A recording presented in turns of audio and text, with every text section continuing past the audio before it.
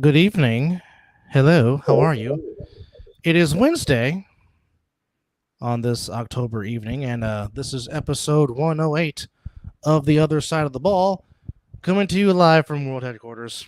Double A, Suge Light, and Mr. Vera here with you. And momentarily, we'll be joined by one, Corey A. Smith Hammond, after he's done coaching his son's practice. But last week, while Chris was on assignment, we talked about top 7 3-on-1 returners, and today we will talk about the most important in football, and that is the position of the quarterback. So today we will give you our top 7 A7FL quarterbacks from this past season. Gentlemen, how are you on this mid-October afternoon / early evening, as we're almost damn near to November?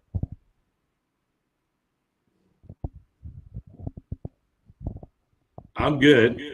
I am trying to clean up my laptop here so that I don't have much of an issue with delay and whatnot. We are getting feedback. Someone's speaker is loud enough where I can hear myself talking.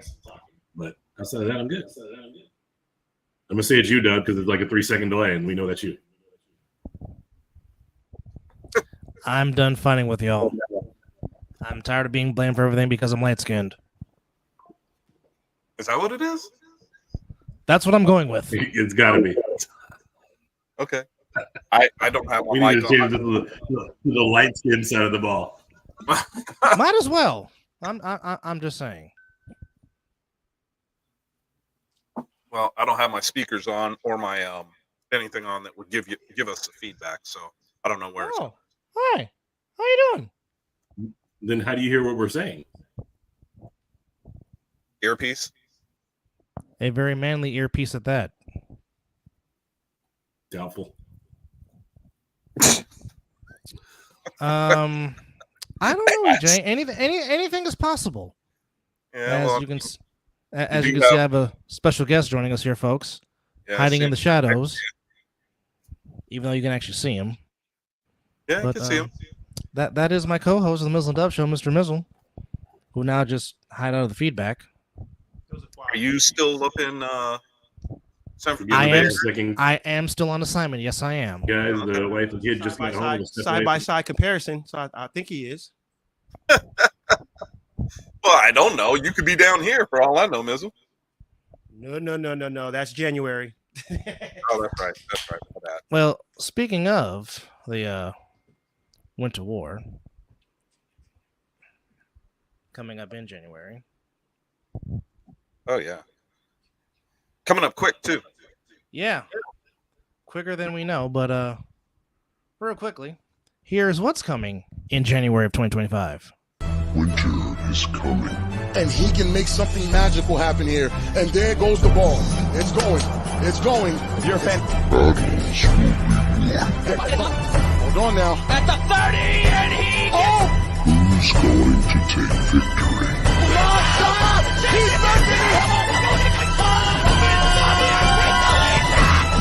and that's what championship points matter. It's time for war. And joining us is the one-time Vegas quarterback who wore the number 2. The one, the only, you know him, you love him. They have an opinion about him. That's Mr. Corey A. Smith, a.k.a. Mr. Corey Hammond. How are you, sir? What's up, Miz? Mr. Hammond. What's going on, Miz? You just sneaking up in the green screen? I thought you were actually part of the green screen. Yeah, I dip in every once in a while. Nice. Good to see you, Chris. What's up, man?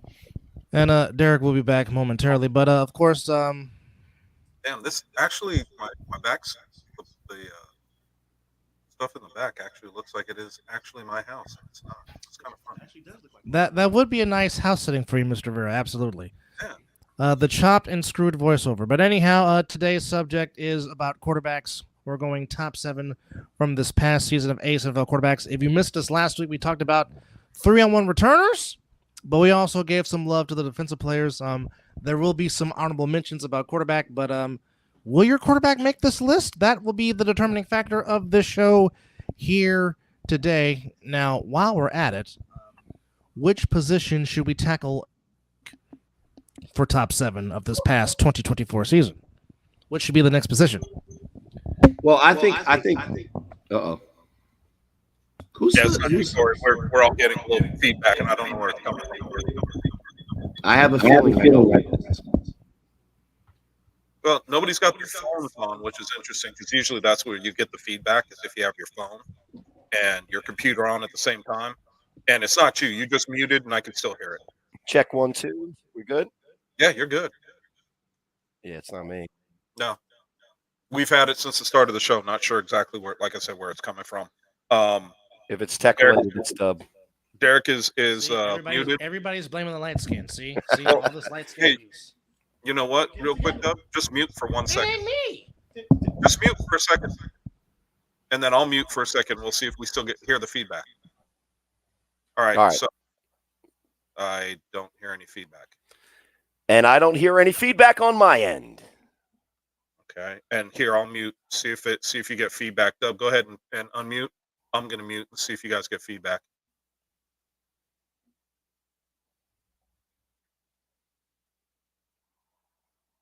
Damn all of you. Dub. Damn you all. Well, I think it works now. What? It's working now, isn't it? There's no feedback? I don't hear any feedback now. All right. So we fixed it up. Maybe we just all needed to mute, unmute. Now we don't have the feedback. Cool. Troubleshooting in real time. I'm telling you. Welcome Easiest to way to do live broadcasting. You So know what? let's just quickly run down the list that we already did, right? Because I think it'll set up nicely for the list we're doing tonight, and then the lists that are to come. So 3-on-1 returners. Number 1, we never really decided on, and there was only one comment. Shame on you, fans. In the chat, and I think it was Danye number 1, Savion number 2. And correct me if I'm wrong, I believe Pack Money was from BIC, number 3. I'm going into the list now. Kwani Morgan from the Animals, number 4. Jaden Webb, Force, number 5. Number 6, Tier Lavish T. Edwards. And number 7 was our guy from the Gold who had 2 returns for 2 touchdowns, keeping it at 100% efficiency on the returns. Just, maybe next season get a couple more opportunities, and we'll see where you can go from there. But that's the rundown for returner. Chat, comments. Let's see who we forgot. Somebody's doing it again. Somebody's doing what? It's the feedback again. I'm sick and tired of hearing my own voice. Nobody wants to hear it twice. I was gonna say stop talking, but that's just mean. It's not me. Well, it's not Derek. We know that because Derek is still on it. Dub, press it. Anyway. So who was the so what are we starting with? We're gonna go quarterback for this one, right? Well, listen, I think the quarterback conversation is interesting because there's a lot that goes into it. Now, just to be clear, the other side of the ball, top 7 for 2024 quarterbacks, is not based on the talent level of these guys. So, for instance, guys that we know are talented, that we know are among the best to ever do it, maybe even, let's say, all-decade performers in the A7FL, that doesn't mean that you get an automatic slot in the top 7 because it's based on performance this year. So I think some of the factors that went into it that might affect where your guy, whether it's a guy on your team or the guy that you think is best, lines up on this list. Missed games, big part of it. Actual statistical output. Was he sharing time and wasn't necessarily the 1A or even the 1B guy? And I think that when we list out the names, there might be a couple of surprises where guys end up being listed. And just to be clear, we're not basing this on who we think the best quarterback in the league is. We're basing this on who had the best 2024 season at the position across the league. And these are going to be our top 7 by that criteria. Now, I think let's start, and I think Derek will weasel his way back in here. But let's start with some guys that I think didn't make the cut, but we definitely want to give shout outs to as kind of like an honorable mention, because there are a lot of guys in this league that can play the position. And I think of the offensive football that we saw last year, a lot of the improvement on that side of the ball is because more and more good to very good to great quarterbacks are entering the league and making this game not only more fun to be a part of for wide receivers and skill positions alike, but more fun for our fans to watch. Because let's face it, as the announcer who gives guys shit a lot and a quarterback in this league myself. Who, you? Yes, me. It is an unwatchable sport when both quarterbacks cannot complete a forward pass. Excuse me for a second.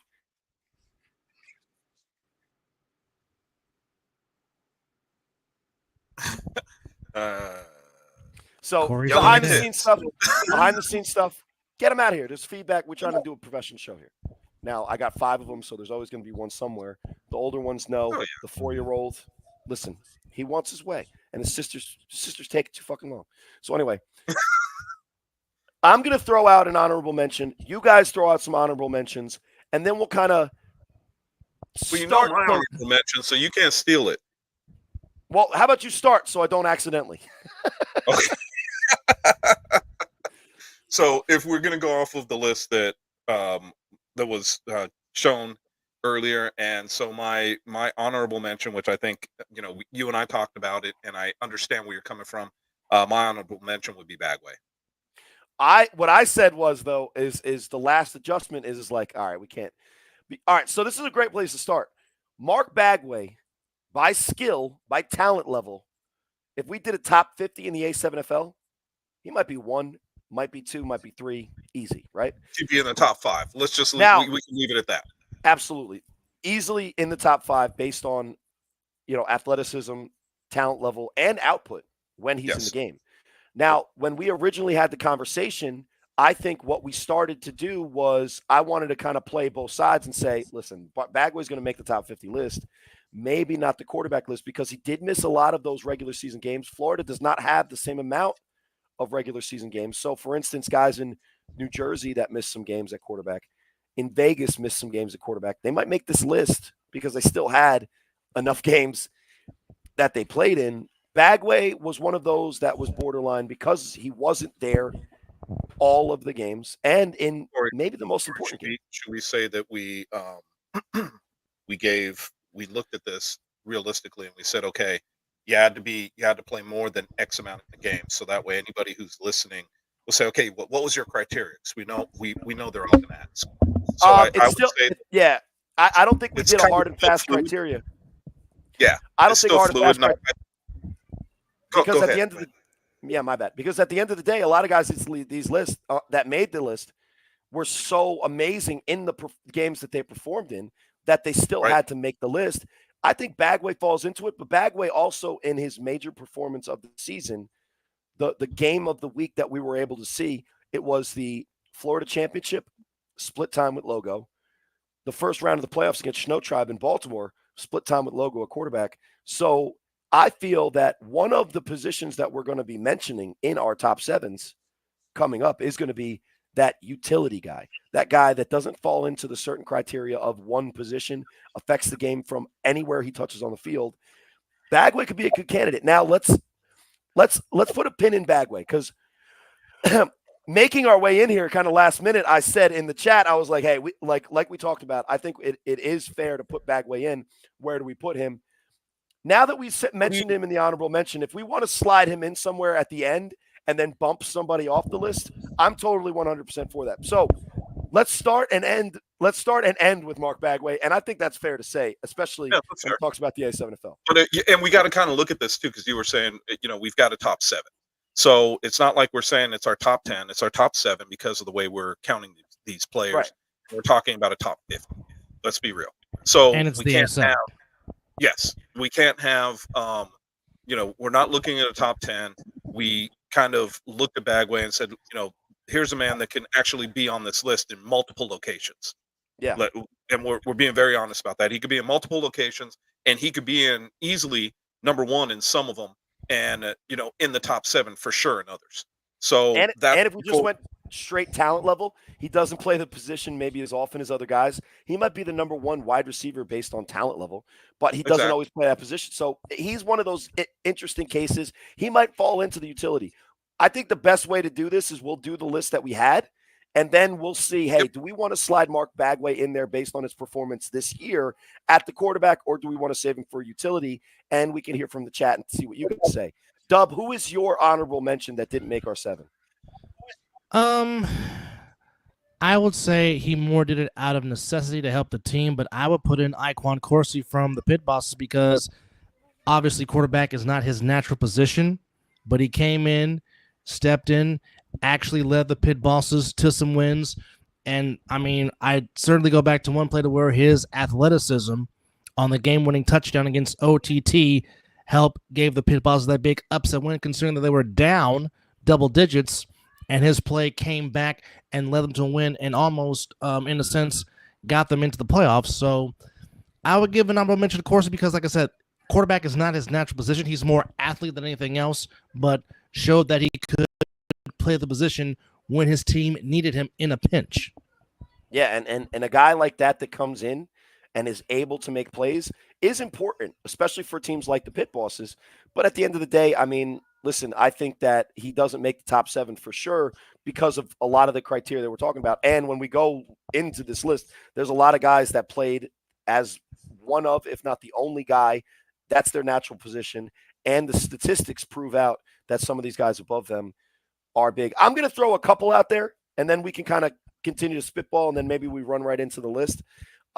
But first, I'm going to start in Ohio because I think there's 3 guys that definitely deserve mention, although I saw a lot of pretty competent quarterback play. And I know the Indianapolis Octane give us all of their players on every single list that we have. So their top 7 were all 7 Octane guys. So maybe that disqualifies them. But Aldi's Trevor Lawrence out there, and I don't know his actual name, but you all know who the hell I'm talking about, wasn't bad for the Octane. And I think they have a future there. And if they can fix some things, they can be a contender in the Midwest. But the 3 guys at that position in that conference that really stood out to me are Chaos quarterback Keno Thomas, who is not on this list, but he's literally like the definition of utility guy. He is the Swiss Army knife. He had 1,500 yards of total offense, and whether that was rushing, receiving, or passing, it kind of got like split evenly. And they also had another guy that I think deserves interest because he might end up being the quarterback for where most of those guys went for the Crush. In his backup, Keno's backup, Seth Kosak, who was a more stereotypical kind of traditional pocket passer type guy. And I saw a lot of great plays, a lot of them throwing to Keno Thomas, the guy that just said.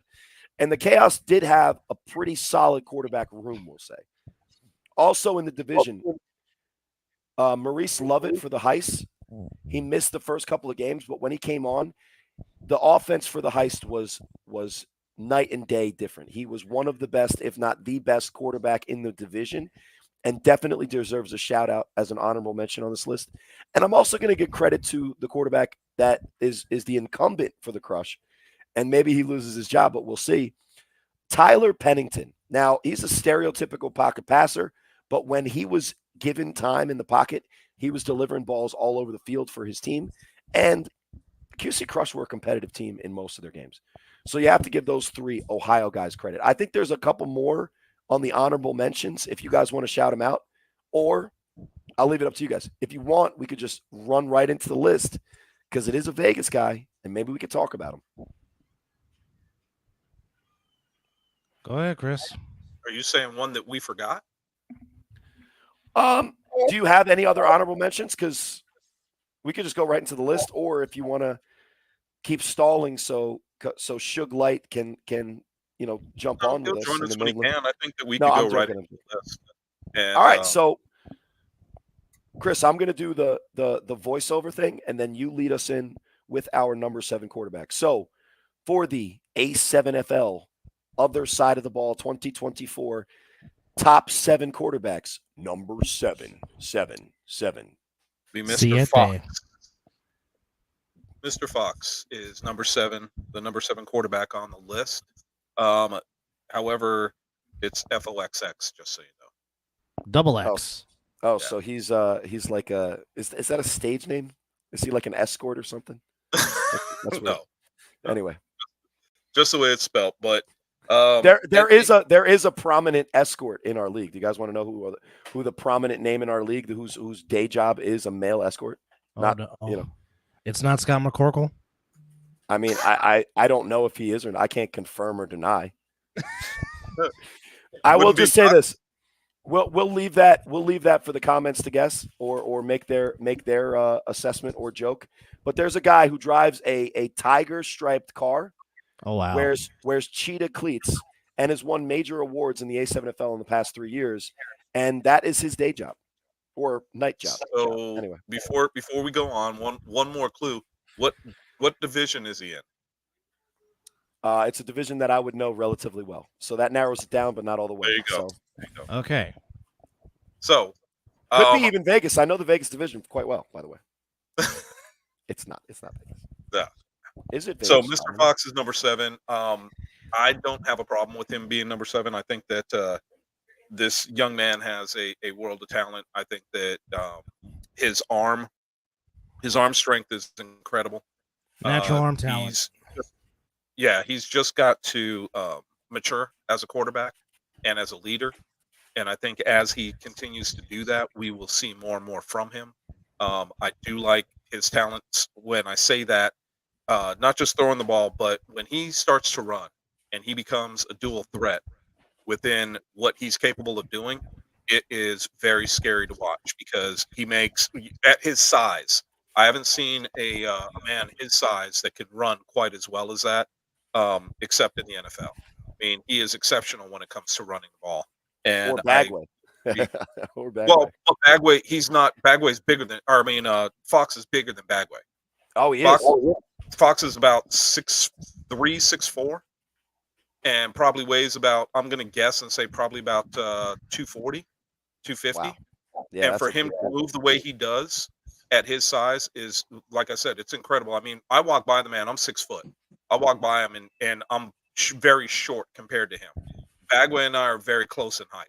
I've walked up and talked to him. So to watch Dion do what he does from his stature and what he's able to do. I mean, I watch a kid throw the ball 40 yards in the air off his back foot like it was nothing. And it could have been, well, actually, you know what? Now that I think about it, it's more than 40. It's probably about 50. But he can, his arm talent is exceptional. And I think that, like I said, I think that as he matures into what he's doing, he's going to become a very exceptional player. Yeah, I think if there was a college style or an NFL style combine, and you just put all the quarterbacks in their league, one of the guys that would stand out just on the measurables and just on the physicality and the way that he approaches the tangible types of parts of this position, I don't think Dion Fox is somebody that you could ever look past. He's got the size, he's got the speed, he's got the arm strength, he's got all of the measurables. What I think that keeps Dion from being higher on this list is the comfortability in the decision making, because it's not that he makes bad decisions. I think he's one of those quarterbacks that's cursed with his gifts, right? Being athletic and being able to make the play in a lot of different ways is both a gift and a curse if you become indecisive. And we'll even see a guy later on this list, and I don't think I'm spoiling it here by saying that Sterry Codrington is going to show up later on this list. But sometimes even a guy as effective, and we could talk about his statistical effectiveness, as Sterry Codrington, when there's an indecisiveness in that moment during a play call, whether I make the throw to this guy, I make the throw to that guy, or I take off and running, when it becomes that indecisiveness for Fox in those crunch time moments, that's why sometimes the Force finds themselves on the wrong end of the scores in the division against the guys that are seated higher than him. And if you look at the guys that he's lost to in this division, he's more physically talented maybe than both of them by a lot.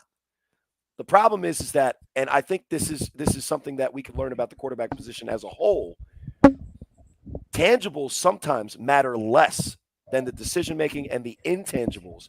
And not that Deion Fox doesn't have a bright future in this league. Coming in at number 7 in our top 7, and then if we slide Bagway in there, he drops out. I think he deserves that because you could see the statistical output. He can dominate games when he's making the right decisions and he is decisive. What will get him higher on this list is in those crunch time moments is he's more decisive and makes better decisions. Not all the time because he makes a lot of great ones. It's just those 4 or 5 decisions a game. If he can clean those up and either be more decisive or make a better decision, the sky's the limit for a kid with all of the tangibles and a hell of a year in 2024. Deion Fox, quarterback for the Vegas Force. Yeah, but I think you're right, Corey, but I think that some of the stuff that you just talked about goes back to maturity. And I think that as you mature, and it's not a question of him being a kid or anything like that. When we're talking about maturity, it's just about snaps, and it's about becoming mature as a quarterback and having that experience. And I think that that's all that he's lacking right now. It is not, when I say maturity, it's not the fact that he's young or immature or anything like that. When we're talking about football players, when we talk about the maturity of a quarterback, they have to see defenses for so long. They have to see things slide into place, and then the game starts to slow down for them. And that's when they start to mature as a quarterback, and that's what I'm talking about. So I want to make sure that I preface that. So I didn't want people to think that I'm saying, he's immature. That's not it at all. Not at all. Look no further. He is very far from being immature. We're doing the double thing. Look no further than the former Jets quarterbacks in the NFL. Geno Smith, Sam Darnold, right? As Jets, not making great decisions, not put in a great system or a structure or an organization that is helping them mature. They live a little bit of life. They learn a little bit from their mistakes. Now we're talking about two of the winning, not winningest. It's still early in the season, but two of the top quarterbacks as far as wins so far this season. Geno Smith, Sam Darnold. That maturity goes a long way, and it starts with reps. And Deion Fox, number 7 on the A7FL, other side of the ball, 2024, top 7 quarterbacks. So, Dub, that'll bring us to number 6. Number 6, of course, he's an all-time great, multiple-time MVP in this league, multiple-time champion in this league, of course.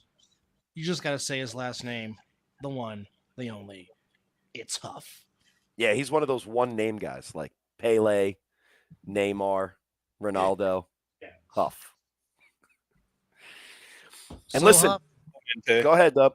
Huff, who made his return back to the Patterson U after spending a year with the Silk City Animals in 2023, actually took a winless Animals team, took them to the playoffs, and had a very spirited game against the Baltimore Watchmen before losing 27-19. Of course, Huff, unfortunately, was mirrored by injuries this past season, but when he was on the field with the U, you saw what the U were.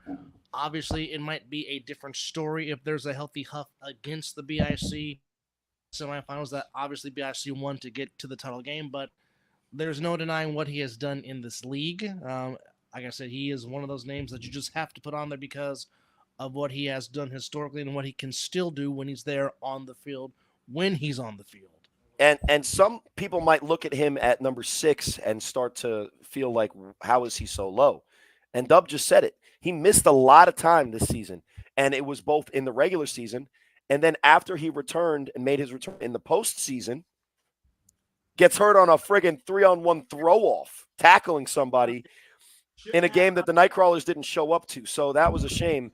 But when you, even with, I think it was 3 regular season games that Huff missed, you look at the regular season output statistically, he still was up there in every major category. Absolutely.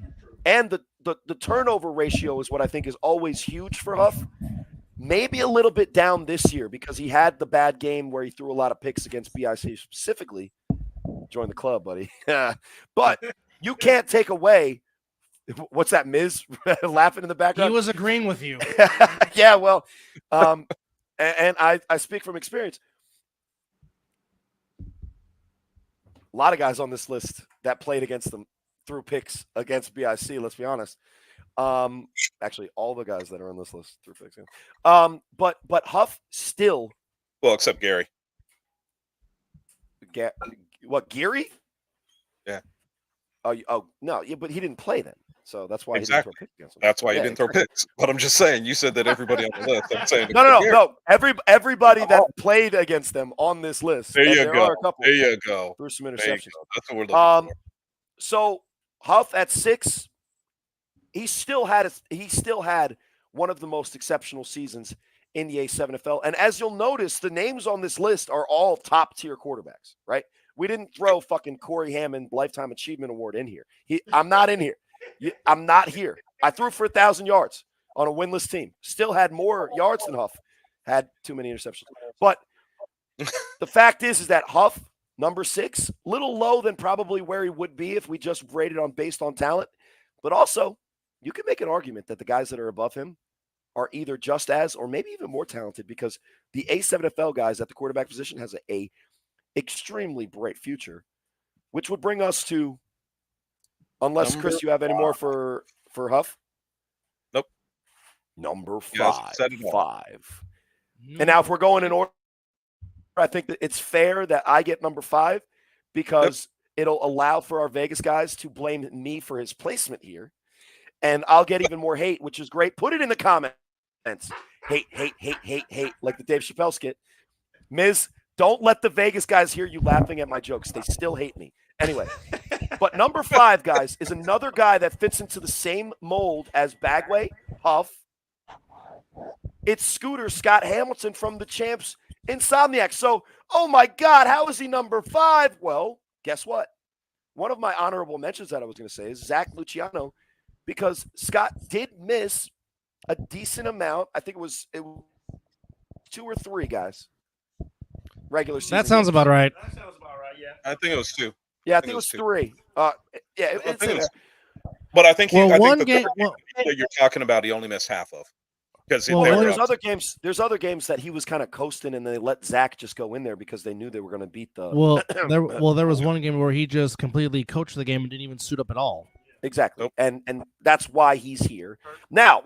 Is he still the leader of the team? Does he still do all the intangible things? Does he still kind of set the tone for the personalities? And there's a lot of them on this team, and he's that steady, cool leader that both inspires his guys with tough, real manly type plays, but also has the ability to do that finesse stuff.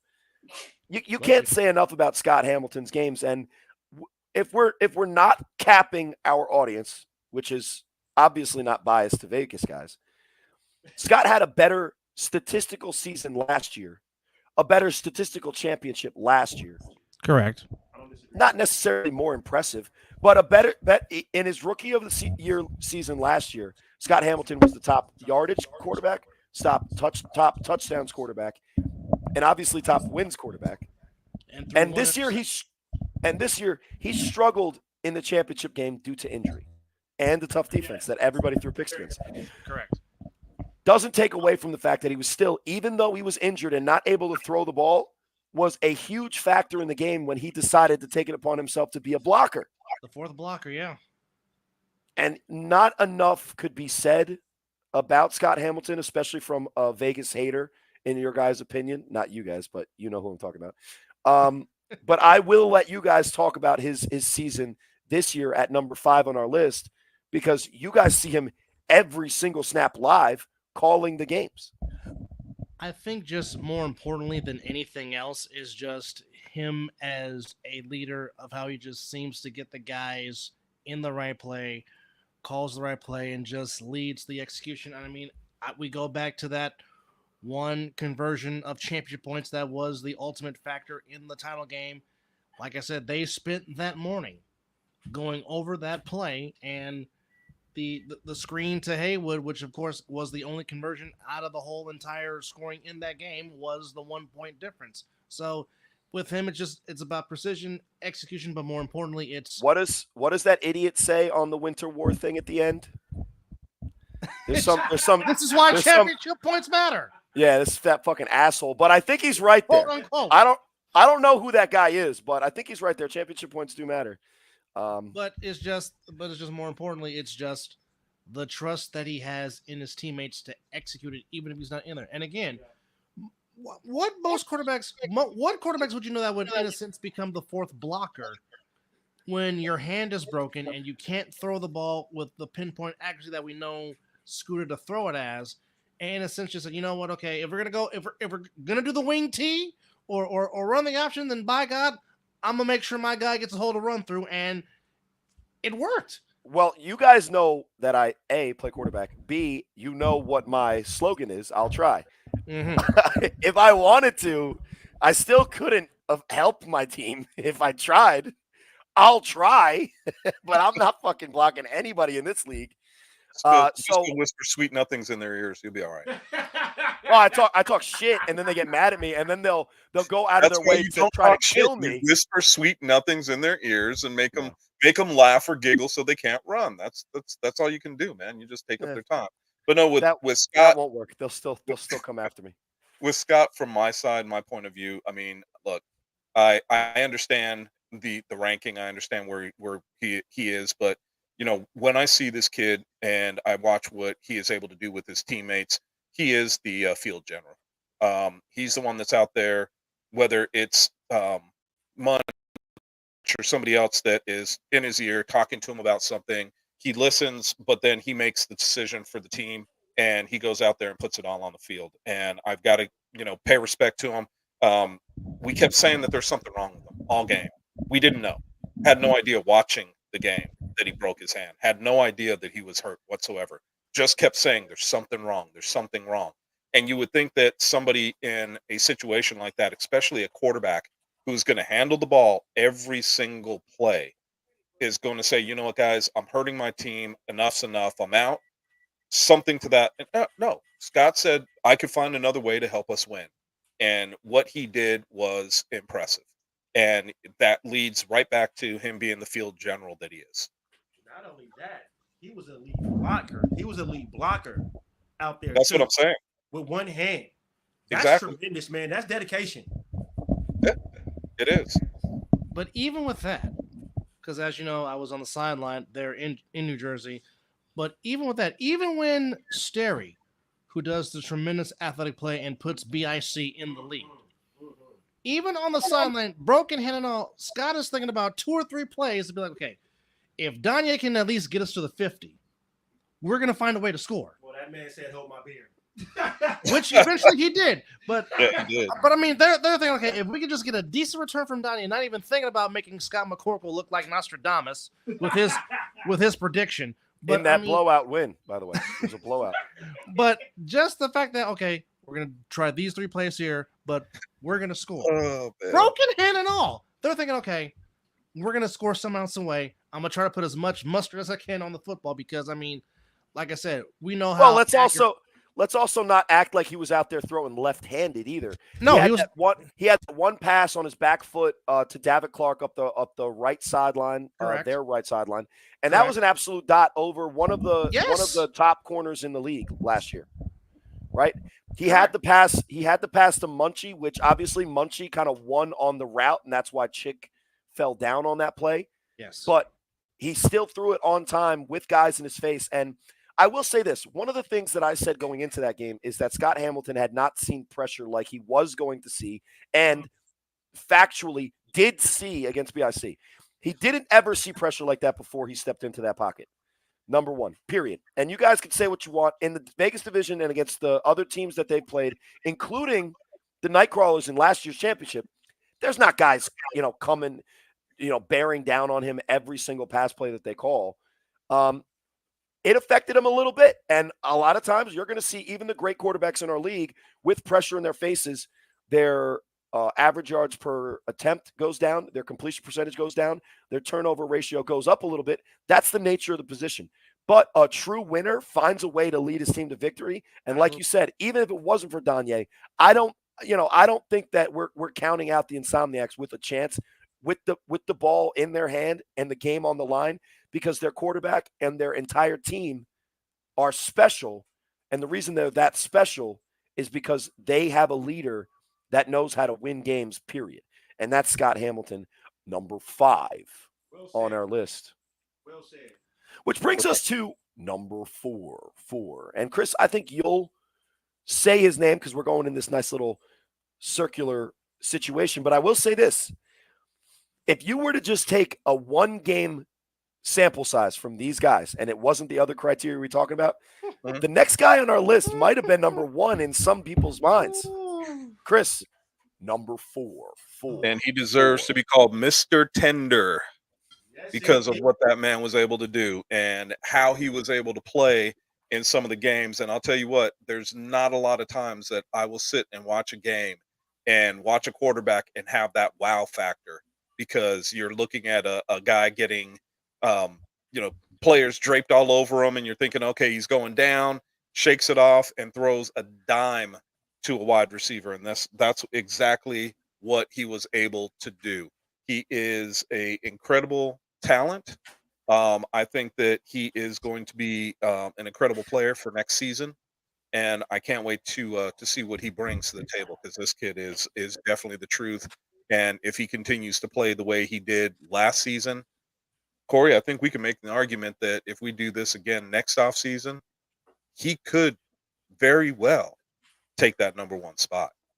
Yeah, he could be the favorite for MVP of the league next year, and I think Corey, you stole my thunder. Oh, my bad. I was going to say the same thing, but I agree 1,000%. Well, this is what I will say. And I'll let Dub, you say your point.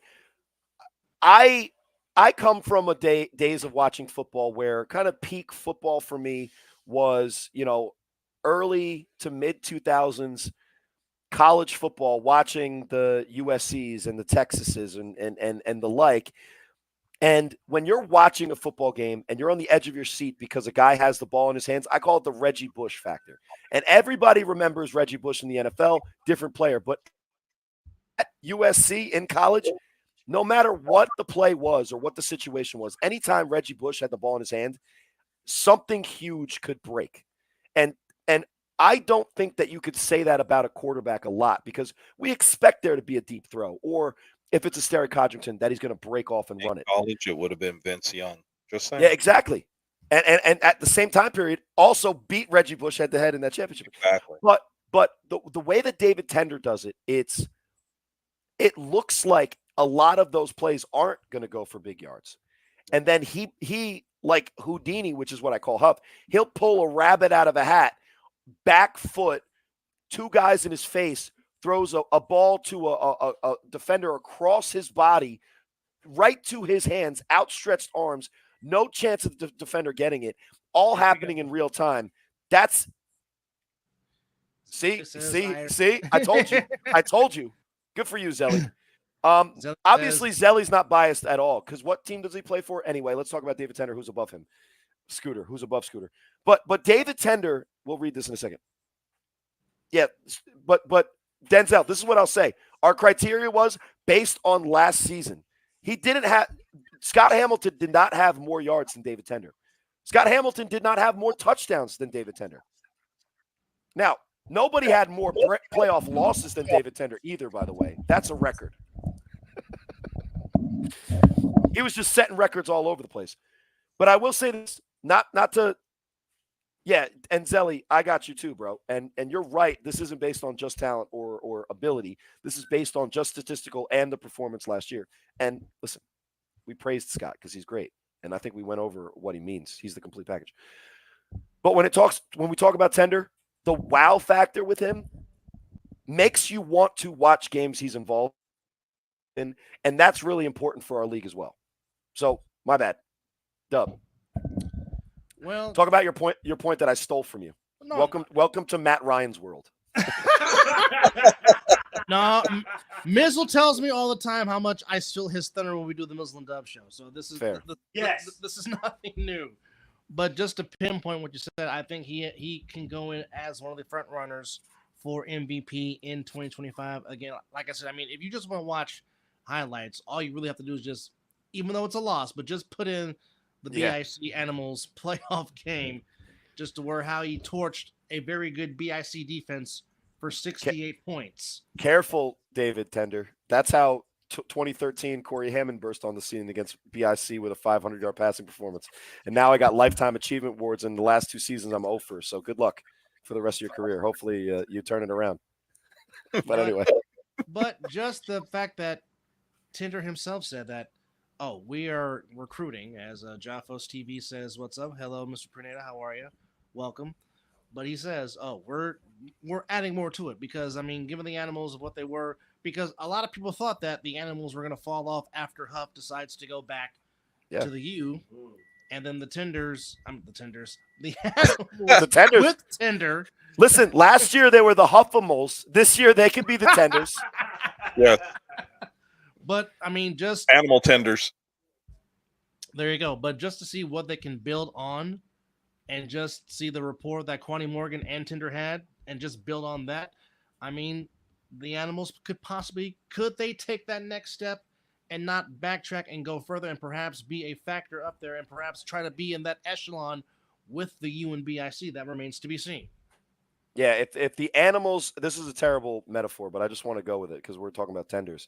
If the animals are Popeyes, guys, Manny Diaz is the seasoned fries. Quani Morgan is the fucking mac and cheese, which is delicious. Great side.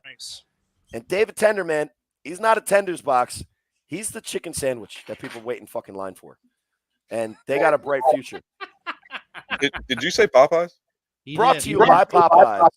Oh, okay. No, we're not Popeyes. Popeyes gives me the runs. But anyway. There you have it. It's the loose health codes out in Vegas. We're good out here in the Northeast. I think it probably is. It's likely. Maybe I need to try it out there. I don't have that issue. I don't have that issue. Especially I just look at it as you need a good cleaning out. Give me some Popeye. But that's Chipotle. That's Chipotle. Oh no, I don't have that problem with Chipotle. So see, you're built different. Those Canadians, man. Those Canadians, man. They're built different. It's all that maple syrup. They're clogged in other ways, covered in others. Just go ahead and say West Indian because I mean that's the blood that runs through me, not Canadian. So I just happen to. It's more of a locale. It's in the water. That's what they say. That's why your guys' pizza fucking sucks. And everywhere that I get pizza from is better than you guys, even our worst place. So number 4, Tender. Listen, you can argue all of the guys in this top 7, except for no disrespect, except for De'Aaron Fox, because De'Aaron Fox, I think, of these guys, is the only almost guy. Everybody else is there, and if you have these guys on your team, you're likely a championship contender. You know what? I would say that there are some Tender being one of those guys that could show it for next season. Obviously, what we saw this season out of him was incredible. He burst onto the scene. I do like that. But I think that you look at these guys and you can make an argument for any of the divisions, that these guys are going to bring your team to either number 1 or number 2 in the division. If you started trading these quarterbacks, what I mean by that, put a Tender on the Insomniacs. The Insomniacs, are they going to be as good? Probably.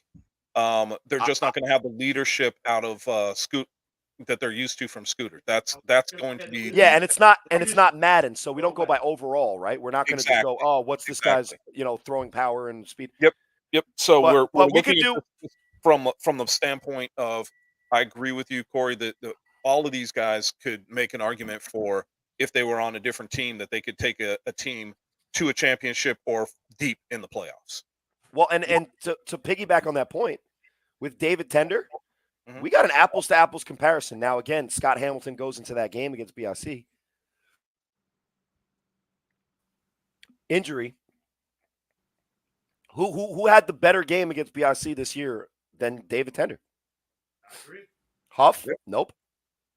I would agree. And the thing about it is I would like to have seen Scotty do it without the injury to see where he was.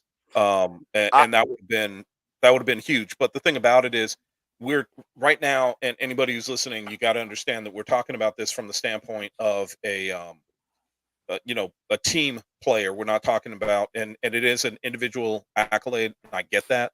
But what I mean by this is, when you start to look at championships are won by teams, not by individuals. And Scott was the leader. Scott showed what he was made of in that championship game. And we're not sitting here saying, oh, well, he's only what do we have him at, number 6? Scott's at 5, yeah. Number 5, sorry. I had to look at it. Huff's at 6. That's my, that's right. greatest That's right. of all Huff's at time. 6. He's at 6, so. But I mean, we're just looking. He's got more championships than even Scott Hamilton. And we're just looking at this straight as what they were able to do. So we just want anybody who's just joining us to understand that. This season, by the way, guys. This season, last season means nothing, and the seasons before mean nothing. It's just this season, 2024. And then just to cap it off on Tender, he could have been higher on this list if he played in more games. He also missed a couple of games. And in the beginning of the season, he's a rookie.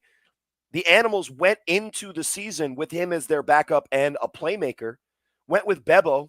We played, Renegades. We played against them week 1. Watch that game. I won't say it, but people say the refs jobbed me off of 3 touchdowns, which is true. But David Tender is also one of those guys that falls into the category of didn't play all the games. So when you talk about the guys above Tender, again, I said I led into saying number 4 for Chris. You go by a 1-game sample. I don't know if anybody had a better 1-game performance. And against, by the way, maybe the best pass defensive team in the league in BIC. But David Tender, number 4, which leads us to Dub for our A7FL top 7 quarterbacks of 2024. Maybe number 3, sir. Number 3. Well, another man that can just really go by one name, but he goes by 2. But it's 2 letters in one name, so it is. But it's in there. It's in there. But OG Buck from The Watchmen comes in at number 3. Buck. Now, let's break it down because the guy that shared time with him in the pocket under center for the Watchmen, Ace Boogie. Yes. Champion in this league. Only Baltimore quarterback to ever win a championship for a Baltimore team. All-decade quarterback. And I would say of all time, likely in my book, number 3 of all time in quarterbacks in the A7FL era. This is excluding Town Beef guys, so don't throw Moose Spit out there, guys. Actually, Vegas guys, go look up who Moose Spit was, right? And who Dirt was and everything. That'll be fun. But Moose Spit. Ace, yeah, it's fun. It's for SWG. Long story. We'll get into that. One of the I don't know. I never asked him. He's a like Spit here. No, it's definitely not the same guy. It's definitely not the same guy. Maybe I don't know. I didn't know he moved. Tell us in the comments. Moose Spit from SWG. Is it the same guy? Ace, football name. Ace Boogie, great, talented quarterback. But you look statistically, all year it was OG Buck that was the number 1, and not just 1A, 1B. You look in the games that they needed a quarterback to make plays, it was OG Buck that made more of them. Not that Ace didn't make his plays, not that Ace isn't a great quarterback, but OG Buck carried the load as not only the best quarterback on the team last year by statistics. He's also one of the, if not the best play caller and play designers in the league. And let me expand upon that, because if you look at the way that we discussed Deion Fox, our number 7 quarterback, and you did a combine and you put him next to OG Buck, 10 out of 10 scouts is taking Fox every single time. And maybe rightfully so, because I think when you look at a guy, you're looking at what you can do with him in your system.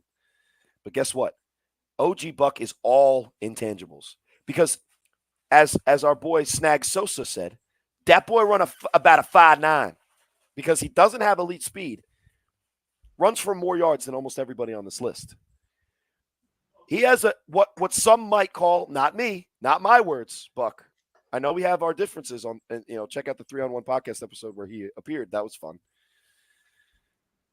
Not my words. Some might say he has an ugly throwing motion, and he doesn't usually throw a tight spiral. He's not that stereotypical, tight.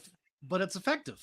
But guess what? It's accurate, and he has a high completion percentage, and he has a low interception to touchdown ratio.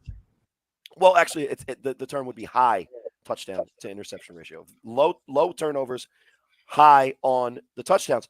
And when it comes down to it, the Watchmen, if it wasn't for some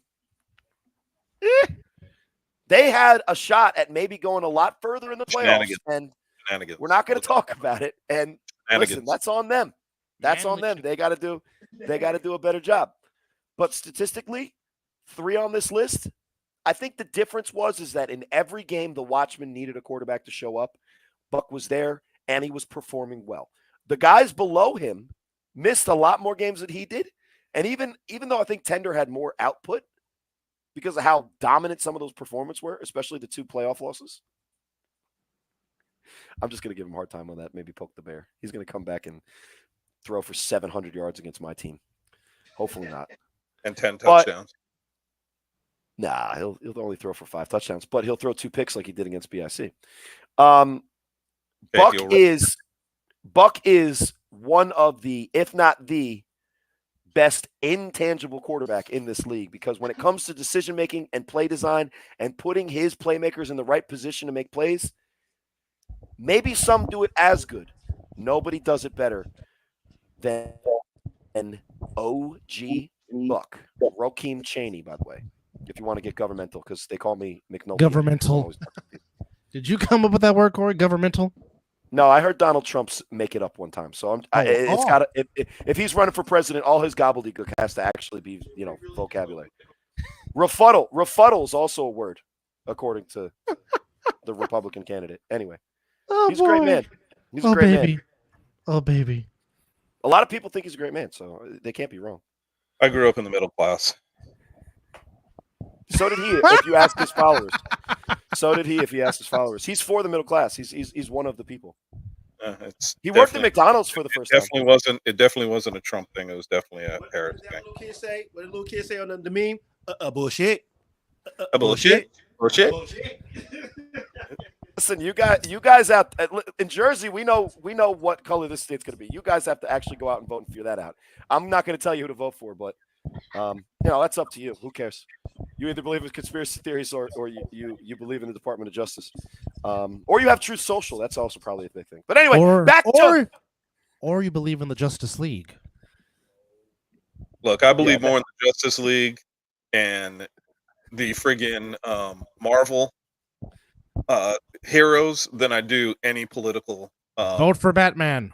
Yes, I would vote for Batman 10 times out of 10 over these people. But anyway, Batman's also a billionaire sociopath that beats people up, trying to earn a living for their family does not in kill Gotham them. City. Which, by the way, crime is up in Gotham City, down every other major city. Robin came along, Batman used to throw men off of buildings that he thought were evil. Facts. And wanted to get rid of them. So I would still vote for Batman before I voted for either one of these fucks. But anyway, that's just. I am Steve Rogers. No, you're Charlie Batch. Shut the fuck up. No, anyway. Look here. Wow. Okay. Number 3. Wow. Rakeem Chaney, OG Buck from The Watchmen. Yeah. Batman's beating up guys trying to pay their mortgage out there. You think inflation is bad in America? Check Gotham City after the Riddler.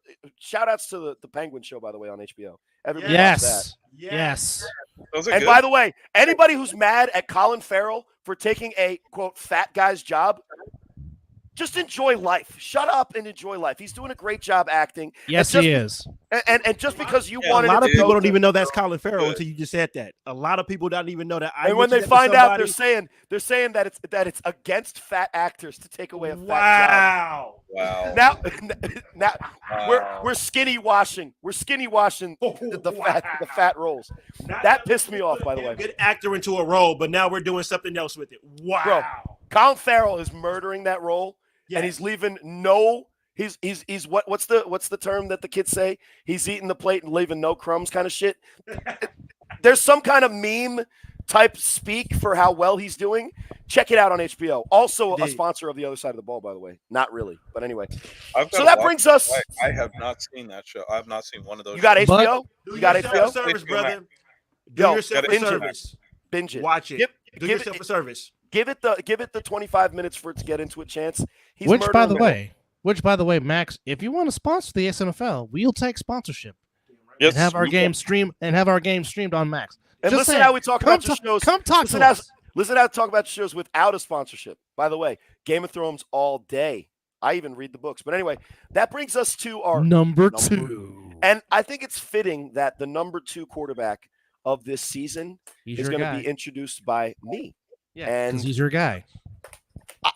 And really not really, because there's nothing specifically about this person that makes me either biased or want to talk about him. I just don't think that he gets talked about enough, because statistically in the air, no one was better than sick-witted quarterback and leader Jeremy Geary, our number 2 quarterback in the top 7 quarterbacks of the A7FL 2024 season, brought to you by Other Side of the Ball.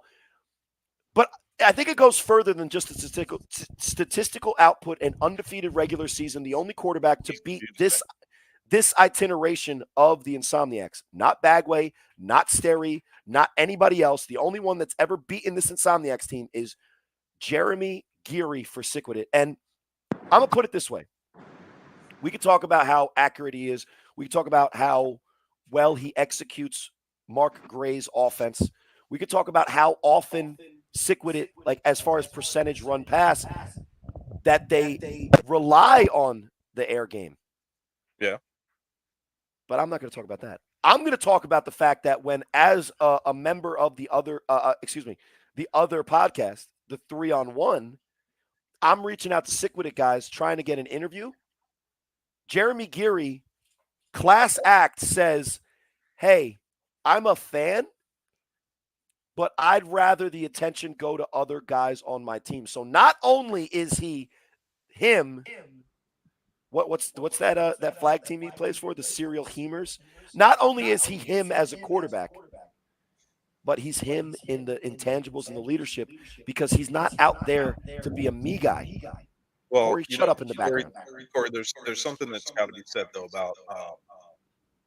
about Jeremy and also about that team, because I will tell you, when we try to get guys on after games to talk about them or to talk to them about their game and everything, the other player that was kind of the same way was DP. Darren Palmer. Yeah. Look, man, I like it, but it's not about me. It's about the team. And so if you want to find another guy that wants to jump on, cool. And I have to say that, because when you see these 2 superstars that are so humble with what they do and how they go about the business, it's refreshing to see that. They're not looking for the media. They're not looking for that airtime. They just want to play. Plain and simple. By the way, Bagway did that too in last year's national championship game. We wanted to get an interview with him. He said, "Is it you, Dub?" Of course it was you. You bastard. You Detroit Lions quarterback fucking bastard. Anyway. So Bagway was the same way too. But talking about Jeremy Geary, what I really love about his game is he is able to convert. Dub. What? It's the feedback loop. You don't hear me talking twice? No, I talk enough first time. Well, it's happening. And every time you mute, it goes away. So I'm not saying it's you. But see, now it's not 2 Corey Hammonds talking, which is still grating everybody's fucking ears by me speaking. So let me just make my point. He's taken his style of pocket passer and successfully translated it into being able to be mobile enough that he takes advantage of open run lanes, but he throws the ball on time. And even though we can give his offensive line a lot of credit this year for giving him plenty of time to make the plays that he needed to, he still throws the ball on time. With the change in the angles from the defensive line rushing you, with 3 blockers, two offensive linemen, and a tight end that stays in, you don't have that kind of time unless you're Scott Hamilton with 16 seconds on average in the pocket. Plenty of time to find guys running quadruple moves wide open down the field. Well, but you know what? But he's been able. Go ahead. The thing about with Gary, man, is the fact that, unlike some, and we could talk about other quarterbacks that are more athletic than he is, and I'm talking about strictly about the running capabilities. I'm not talking about his arm strength. And we might be. The kid has great arm strength. But the fact of the matter is, I love the fact that when he makes his move to run, to get out of the pocket, it's 9 times out of 10, it's to buy more time to throw the ball down the field. And or we saw if he that. takes off, he's decisive enough that he's able to take advantage of the defense being in a bad position. Yeah. And he's not like waiting. He sees them playing man, and everybody's got their back turned, and he has a break, and he knows that he can make the first down. He is very decisive with that. He is not one of those players where you see that indecisiveness kick in. He knows where he wants to go with the ball. And if he's not going there with the ball, he's buying more time in the backfield, and he is getting himself into a clear spot to throw the ball downfield, which is fantastic. But the other side of it is, if he knows his team needs a first down, you know it's coming. You know that he's going to take off with the ball, but you just don't know, okay, is he truly going to run it, or is he just buying a little bit more time to throw the ball downfield? And I watched him do that a couple of times where he steps towards the line to entice the defender to come up and then just throws the ball over the top of them for an easy first down. And actually, I think one of them was a touchdown. So he is very decisive with what he wants to do, and he is a decisive playmaker in my mind. Yeah, it's funny. I was laughing because you said if he's Dub, it's happening again. No, son. There's no echo. It was for me now. All right, it's whatever. I'm making shit up now. But I guess maybe I'm just hearing it in a feedback loop on me. But what I was going to say is I started to laugh because you were saying if there's man coverage. I'm going to be honest. The only time I saw him face a true zone was when OTT tried it. Fucker put up 92 on them that day. So maybe stay away from the zone or learn how to do it. But Jeremy Geary, undefeated regular season quarterback, Vegas regular season division champs. Sick with it. Our number two quarterback of the 2024 season, according to the other side of the ball. Yes, sir. So, gentlemen, Chris, I think you did a little foreshadowing there. You said we may talk about other quarterbacks on this list with that athleticism. Yep. That leads us to Corey's number one homer pick. One. I threw it out there for you guys to disagree. You said that checks out. I told you. Did I initiate it? We could definitely go through it. We could talk about it, is what I told you. And I think that's exactly what we're doing. And of course, I'm giving you shit because I have to. I can't just let you get to number one and have these guys line up the way they have lined up to this point. And now we're talking about, and I think it's Dub's turn to give the quarterback. So it's you. It's you. I just thought I just did it. I did number 3. I did Geary. I did 3. I did Buck. Corey did his guy, Geary. It's all you have the honors, my friend. So I get to announce number 1, Sterry Codrington. Yes, quarterback. sir. BIC. So let's break it down though. Let's talk it out and see why maybe he is the number 1 quarterback on this list, because no quarterback had a higher completion percentage than Sterry Codrington. I believe it's 73, and Cole might fact check me on that. Again, it's something that I learned from Donald Trump. Just say whatever, and who cares? And then if somebody fact checks you, say that they should lose their broadcasting license. So that's what Cole and 60 Minutes have in common there. But Sterry Codrington. So he just lost his broadcasting license.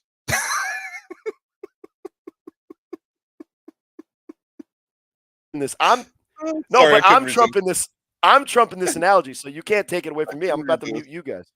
I'm gonna sue you guys. All right, good. Okay, but Sterry Codrington, highest completion percentage, top 3 in yards on the season, top 1 or 2 in touchdowns, lowest 1 or 2 in interceptions, more rushing yards than every guy on this list. So when it comes to specific output, no quarterback took a snap at under center except for I think Trey Robinson on extra points, and maybe once or twice during regular season games. No other quarterback took snaps for BIC. We talk about the intangibles with the other guys. Sterry's kind of gotten into a nice groove where he knows how to make the plays, make the decisions, and he's as effective in the air now as he always has been on the ground.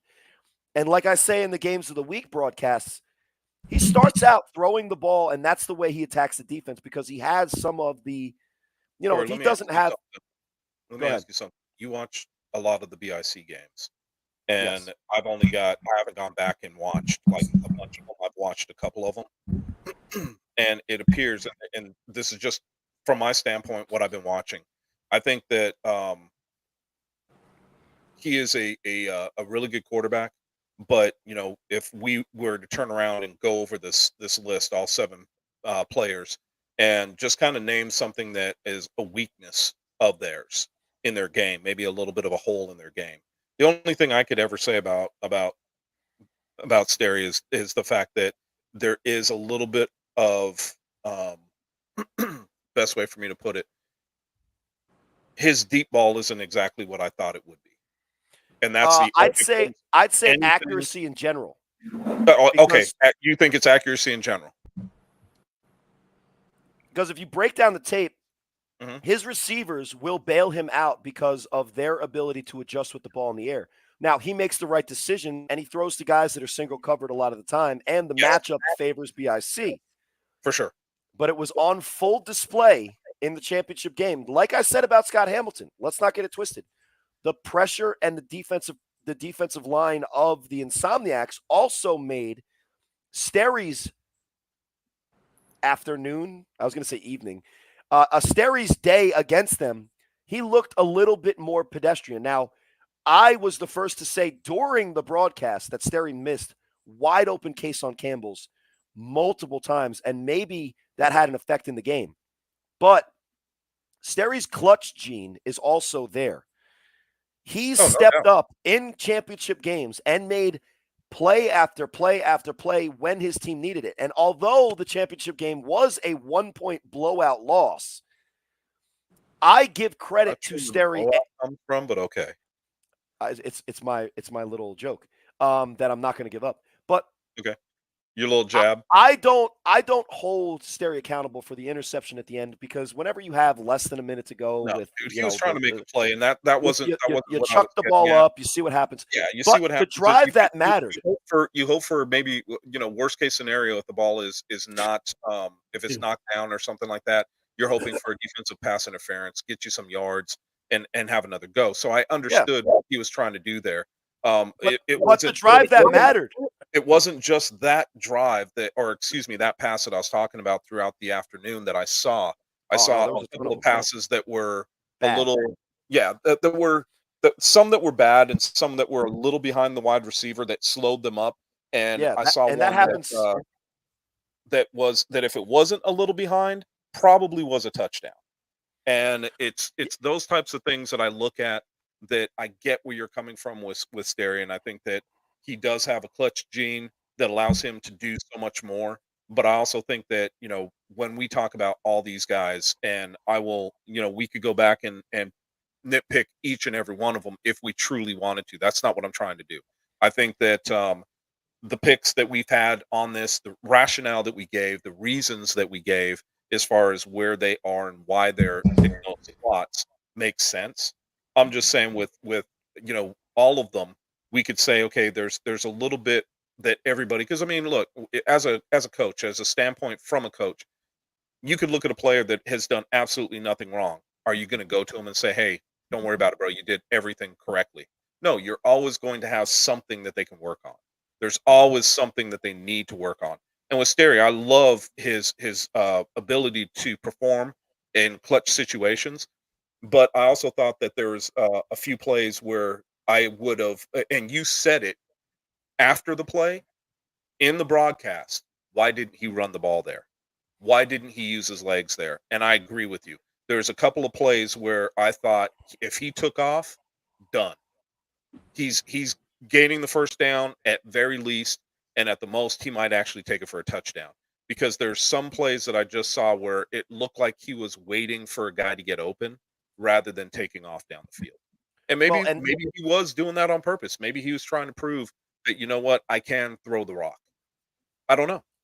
Well, and I think that's that gift and curse that I was talking about earlier. And I think Sterry at times falls into that trap. But what I will say about Sterry, and I don't know, in my head I was just making kind of a joke. I don't mean this in all seriousness, because I actually 100% agree with Chris. I think when you focus on specifically the championship game, there were some weaknesses, and this goes for both quarterbacks. I think it definitely goes for both quarterbacks. Now we can kind of bail out Scott with the injury. Sterry didn't have a specific bailout, like this is the reason why, blah, blah, blah. I think both quarterbacks were affected by pressure, as all quarterbacks are. Yep. But Kason Campbell was fucking pissed in that game because he was so wide open at times. It was I would have completed some of those throws likely. Now, that's not how I would have seen the coverage-wise, because I think the thing that we miss with Sterry is his unique ability, and it is unique, even with guys like we talked about, like Iquan Corsi and Deion Fox, guys that are capable of taking off and getting a lot of yards on the ground. Mm-hmm. No one does it at the full throttle, cheetah speed that Sterry brings to the game. So guess what? As a defense, you cover the receivers, which, by the way, BIC receivers are great. Thank God Danye Lyons is as good as he is. When you are forced to play defense against Sterry Codrington's ability to run, it makes those perceived slights in his accuracy not matter as much, because you're having to cover those guys, first of all, way downfield, and second of all, truly one-on-one, where they're going to win that matchup. And he can get away with plays where he does miss a little bit, or he does throw it a little bit behind, or he does throw it into coverage a little bit. And the reason that I also think that when you start to break down, if we were to go into this, and I obviously we're not going to, because this is about the quarterbacks, but I think if you were to start to break down what Sterry was seeing throughout the day from the Insomniacs, I think that his first read continuously was Ashante Worthy, and I think that Danye is a stud. I think that he is probably one of, if not, I would put him definitely in the top 5, if not the top 2 cornerbacks in our league when he's out there playing, because he'll cover anybody and take them away as a weapon, and he's proven that time and time again.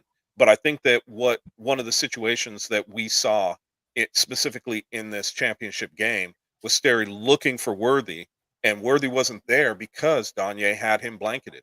And I think the couple of times that we did see him hit him was either a broken play from the defense or a non-communication on some of it as well, because I just went back and looked at some of those plays, and it looked like there was almost confusion in the defense. I don't know. I wasn't on the sidelines. I wasn't in their huddle. I didn't hear what was called. So it's just from me on the outside looking in. But when I saw what Danye was able to do to Worthy, I have to really look at that and say, okay, was that one of the game plans going into this? Was, okay, if Worthy is being covered by Danye, are we still going to take our shots? Yes, would be my thought, was that they were still going to take their shots, and Sterry might have been looking for him first and early and often, and that was not there, which made him go to set his second and third reads, which also helped a defense, an Insomniac defense, actually get after him a little bit more, because his first read was taken away right away. So I think that is a I don't know if that was a defensive plan, but it seemed like that was the situation with it. And I saw, when and if you go back and watch it, you'll see in a lot of snaps, Sterry looks to Worthy's side first and foremost. So I think that was a situation they thought they could take advantage of, and maybe realize too late we can't. So it was overall, Corey, I agree with you. I think that both of these quarterbacks saw stuff that they hadn't seen all season, with pressure in their face, guys chasing them down from behind. Unfortunately, Scotty getting the hand broken and on his throwing hand, and that sucked. But I also think that, we are lucky. And I say that because I thought all of us watching the game were lucky to see the type of game we saw between these two Titans. And to be honest with you, it wouldn't surprise me whatsoever to see these two teams going at it again in the championship next season. Yeah, and to kind of put a bow on our list, and then we can kind of have fun on the back end with it. A guy from New Jersey, number 1 on the list. We focused on his negatives the whole time.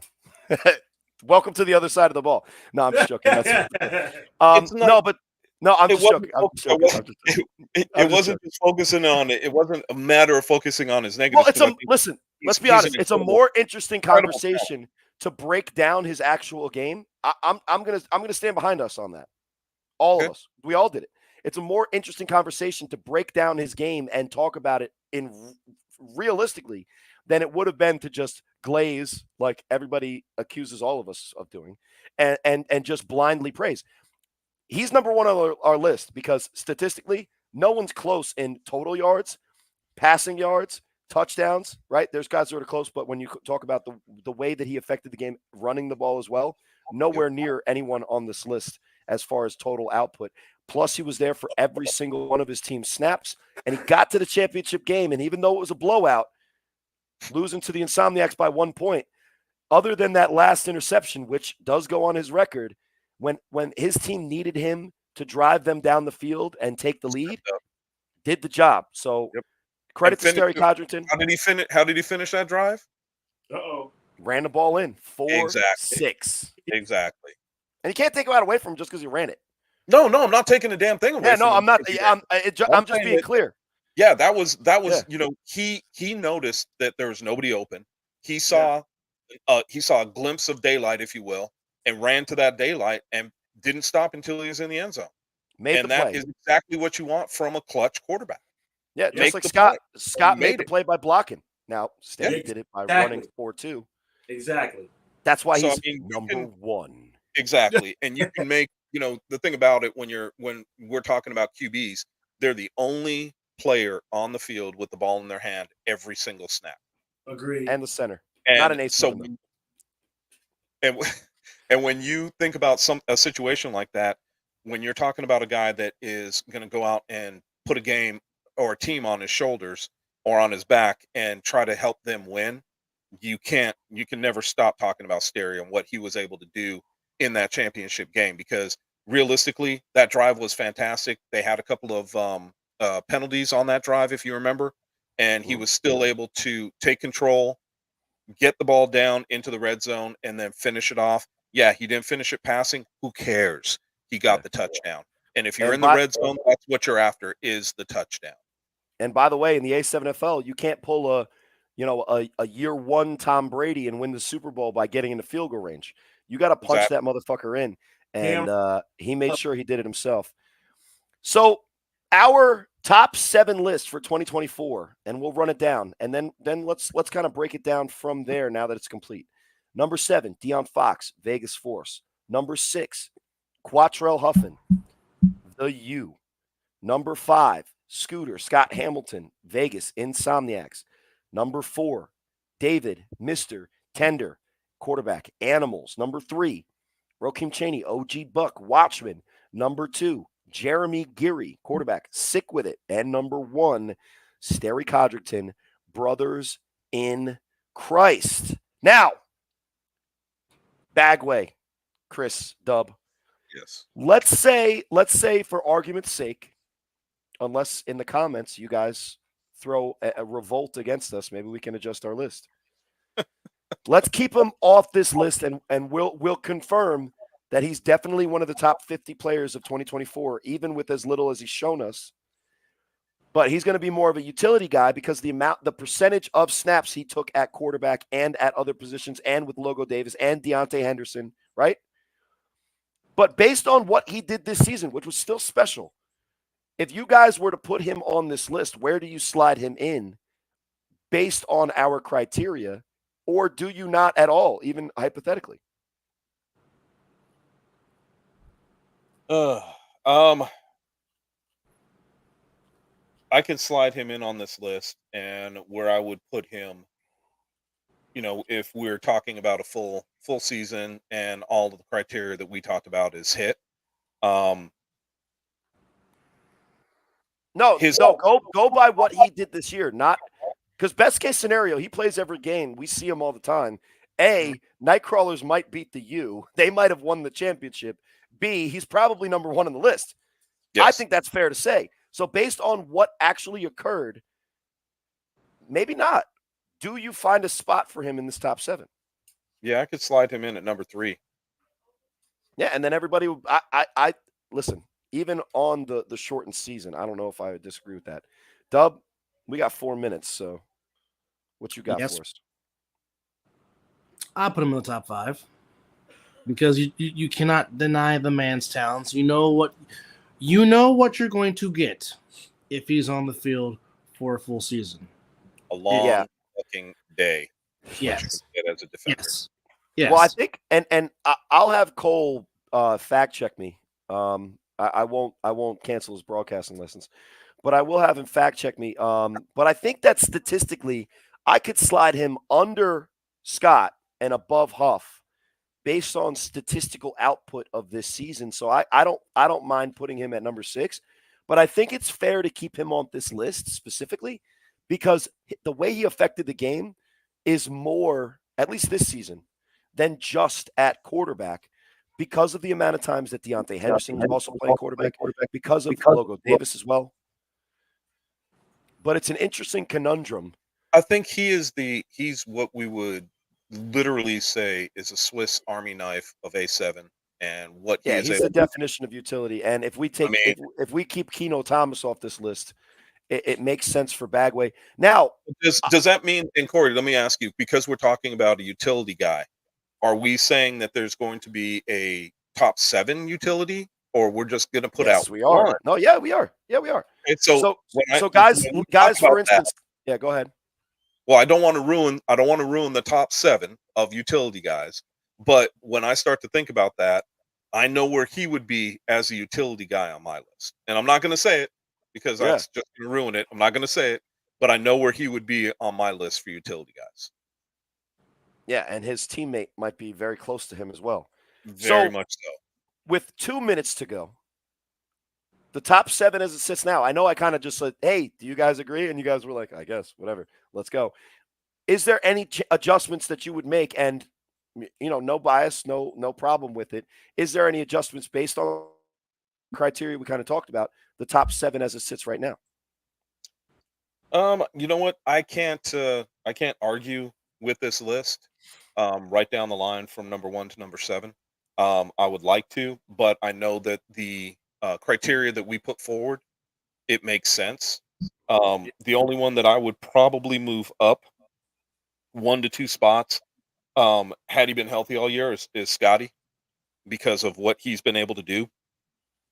And of course, I think winning matters probably too. Yeah. And I think that as a champion, yes, I would move him up, but I understand what you're saying. I mean, if we were to look at this list respectfully, 1, 2, and 3 played all season.